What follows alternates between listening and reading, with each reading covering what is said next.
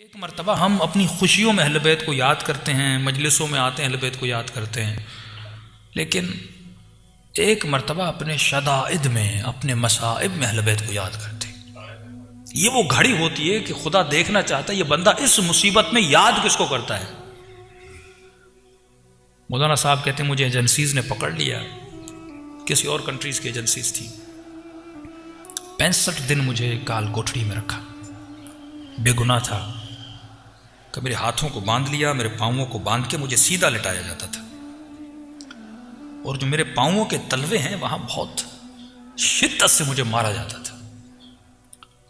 का क़िबला बस शिद्दत इतनी है, आपको बता दूं कि इतना शिद्दत से मारते थे, मेरे पांव सूज जाते थे, मेरे नाखून वहां से निकल आते थे।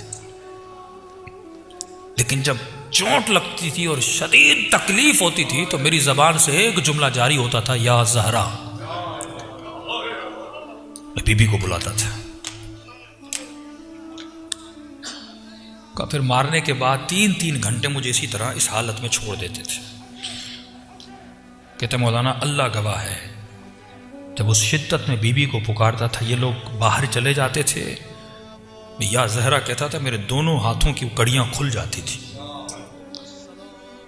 जब तक वो वापस आए मैं बैठ के थोड़ा आराम करता था, फिर आते थे, फिर मैं कड़ियों में अपने हाथों को डाल देता था। कहा कि काफी दिन गुजर गए, बीबी को पुकारता रहा, लेकिन कोई फर्ज नहीं हुआ। का अय्याम फातिमिया करीब थे और 3 दिन बाकी थे बीबी की शहादत में।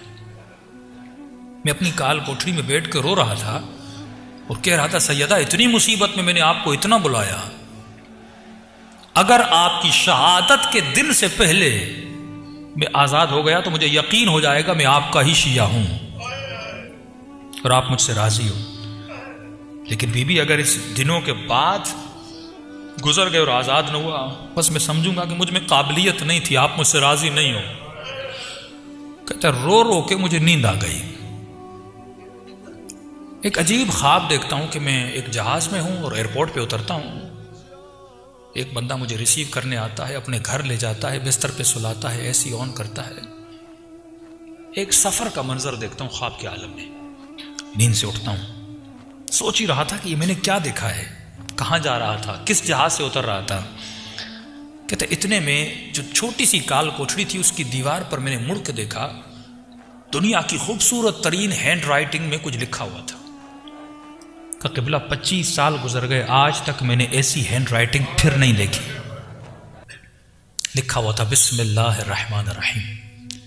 जो भी इस काल कोठरी से निकलना चाहता है, बचना चाहता है, वो 540 या 35 मरतबा ये दुआ पढ़े, शफा मिल जाएगी।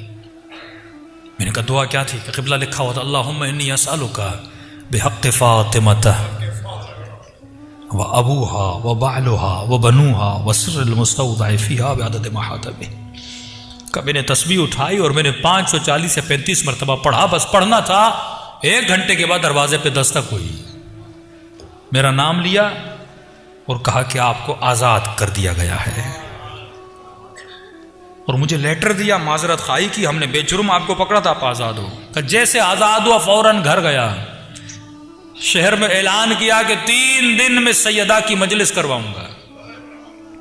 मैंने घर के दरवाजे के ऊपर बैनर लगाया, ये मजलिस वो करवा रहा है जिसे सैयदा ने आज़ाद करवाया है। का ये ताबीर तो हो गई। का मौलाना मैं कराची आया, किसी जानने वाले ने अफ्रीका से फोन किया, का माह मुबारक में आपको हम अफ्रीका बुलाना चाहते हैं, ये आपका टिकट है, ये पैसे हैं, 2 दिन के बाद आपकी फ्लाइट है। का मैं जहाज में चढ़ा।